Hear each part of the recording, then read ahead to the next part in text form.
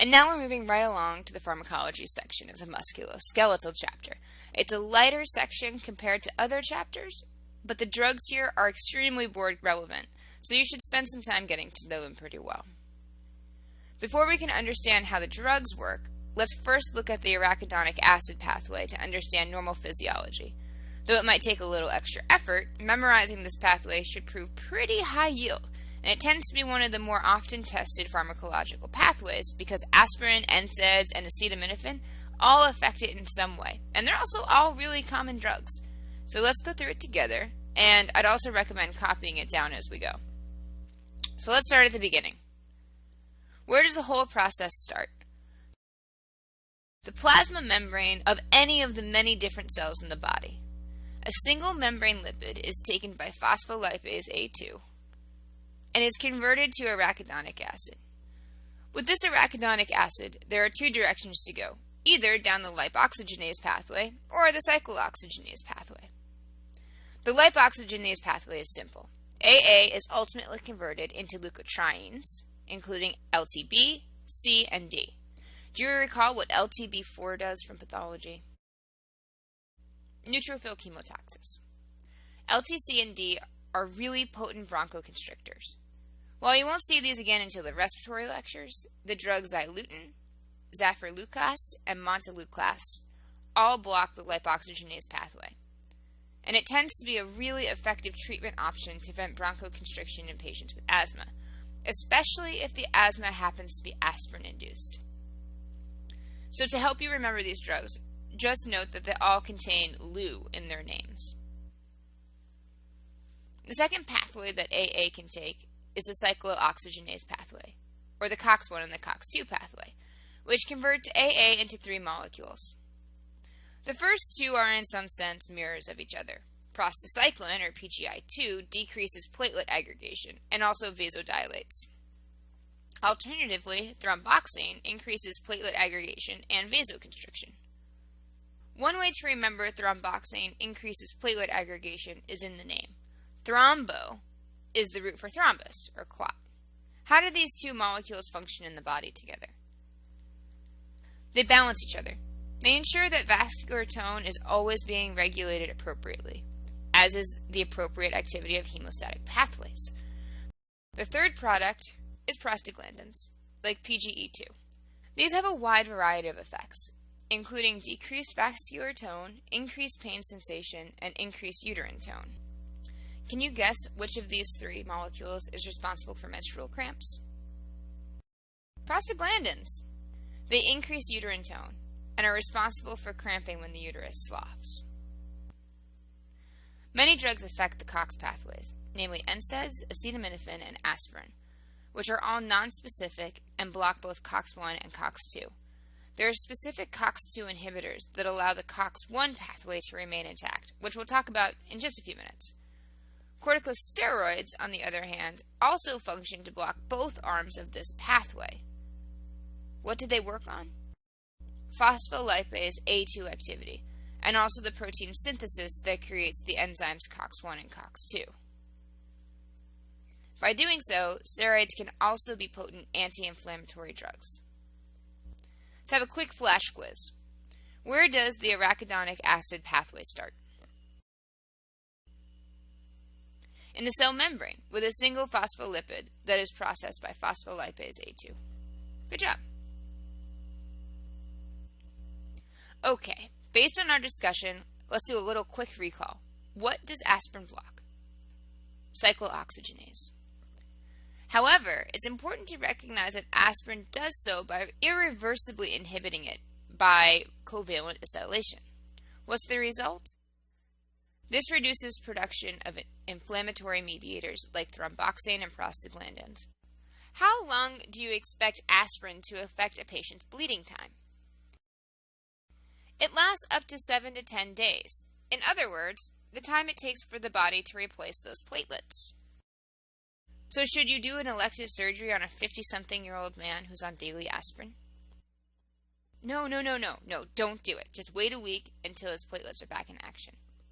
The interesting facts about aspirin actually come from the fact that at different doses, it has very different effects.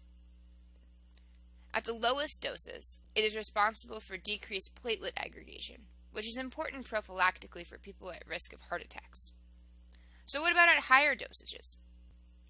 The second dosage level is intermediate doses, from 300 to 24 milligrams a day, which help to prevent fever and pain.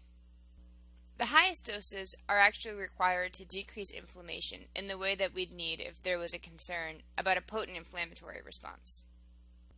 So what are the side effects of aspirin? The concerns with using aspirin are not trivial, despite the fact that it is such a commonly used drug.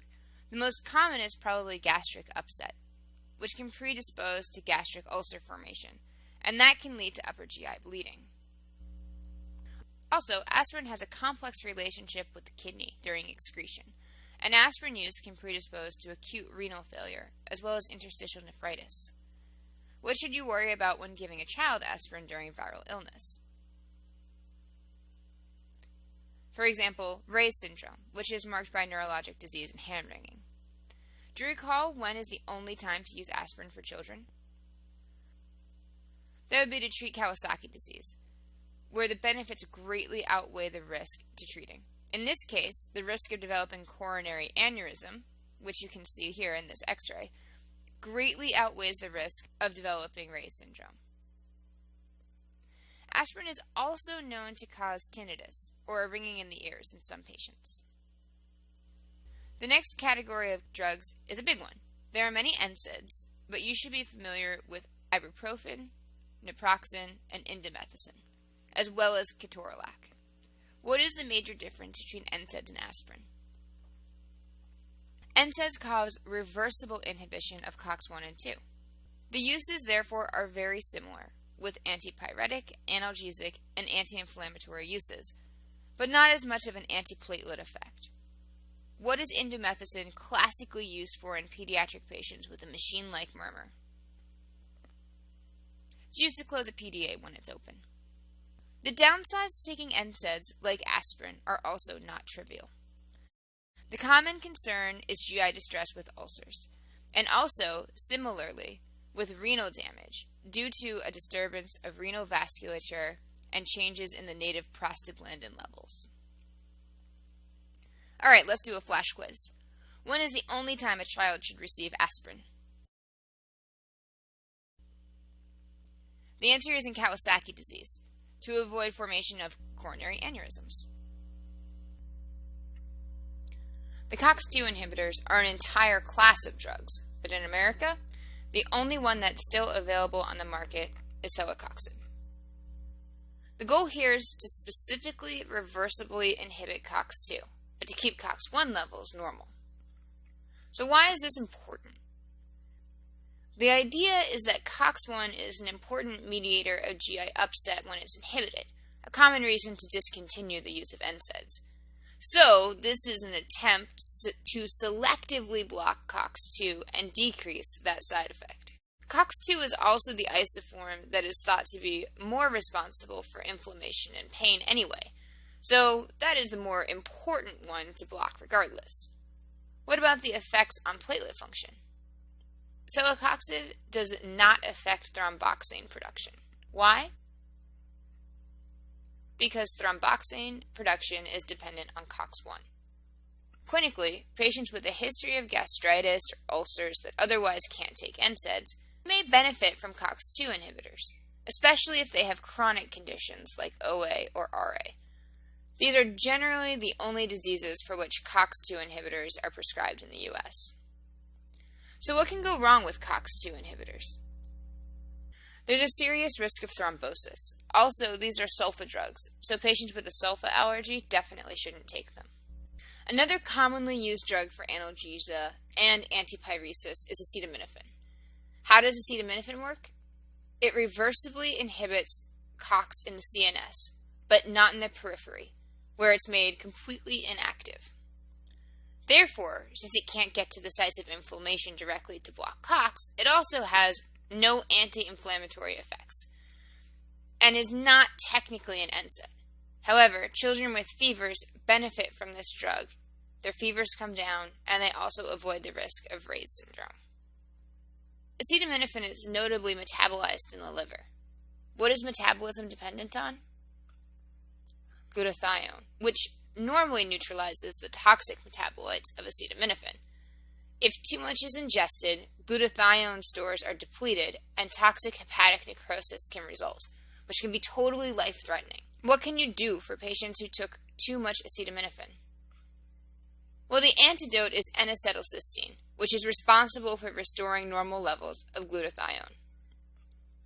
Do you recall from the respiratory chapter the use of N-acetylcysteine? Yeah, it's used for patients with cystic fibrosis as mucolytic therapy. So what is the toxic acetaminophen metabolite? If you guess NAPK, you're correct. Let's have a flash quiz. Which anti-inflammatory drug is contraindicated for patients with a sulfa allergy? Celecoxib, the only COX-2 inhibitor available in the U.S. Next, we'll look at an important drug group in the treatment of patients with osteoporosis. Bisphosphonates are a relatively new class of drugs and have a lot of members, including pamidronate, alendronate, and others ending in dronate. The idea is that these drugs will inhibit the activity of osteoclasts. What do you think the effect is? To decrease bone resorption. Clinically, they've been very effective for postmenopausal osteoporosis and have reduced the risk of fractures at multiple sites in the body. These drugs can also be used in other diseases, namely malignancy-associated hypercalcemia and also Paget's disease of the bone. So how are these drugs going to be tested? Most likely on the side effects. And the side effects are totally classic. As with many drug classes, there are non-specific side effects like nausea and diarrhea. But more importantly, you can see corrosive esophagitis. What should you remember for these patients? Take pills around meals, and also to remain upright for some time after ingestion to help prevent this uncomfortable side effect. What about osteonecrosis of the jaw? Osteonecrosis of the jaw can be a result of bisphosphonate use. This is a pretty classic side effect. How would you definitively diagnose gout? Do a joint aspiration, and that should reveal negatively birefringent needles. While we did discuss some of the treatment options for gout in the pathology section, we're now going to go over them here in more detail. The management of gout is chronic, or the time between the flares, and acute, when a patient is having raging pain. Let's reveal a little about the normal pathway for uric acid production. Where do purines come from? Both from our diet and also from native nucleic acid metabolism.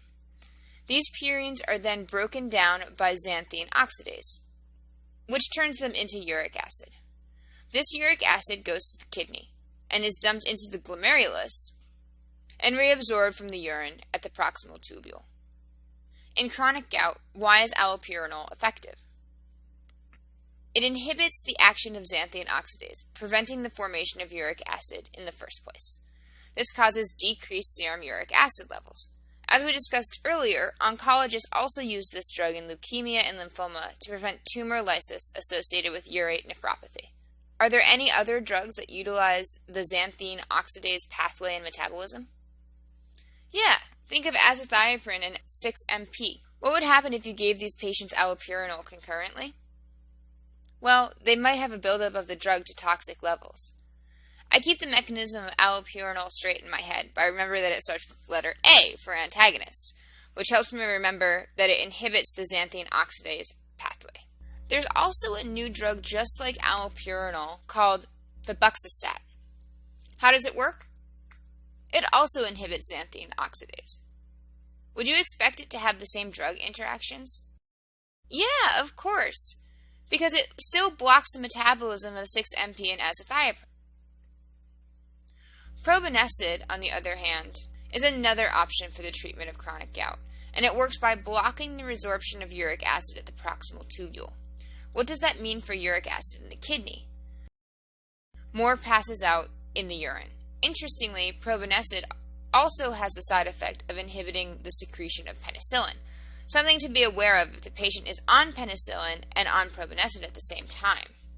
What will happen to penicillin in this situation? Well, it'll have higher serum concentrations. The way I like to remember probenecid and its mechanism is to remember that it starts with the letter P, and it reduces uric acid levels by making you pee the uric acid out, and also blocks penicillin. Okay, colchicine is a drug that is used in acute gout along with NSAID therapy. The idea is that they bind to and stabilize tubulin. The idea is that they bind to and stabilize tubulin in microtubules, which decreases polymerization. How does this work out for gout patients? It helps prevent leukocyte chemotaxis, meaning that leukocytes have difficulty getting to the site of inflammation and inadvertently cause more damage. As a side note, remember that certain chemotherapy drugs also work by altering microtubule function, such as vincristine and vinblastine. The problem with these drugs, despite their efficacy, is that they have really horrible GI side effects, especially when they're taken orally. The reason NSAIDs are often used instead is because they have more tolerable side effects. Glucocorticoids, either oral or intra-articular, are also used for acute gout attacks. No one really knows if steroids even really work for gout, because there's been absolutely no good trials. However, if a patient fails on NSAIDs and colchicine, try them with good old steroids. Let's have a flash quiz. Does rheumatoid arthritis improve with activity? Yes. And running stiff joints under warm water also helps. It's osteoarthritis that improves with rest.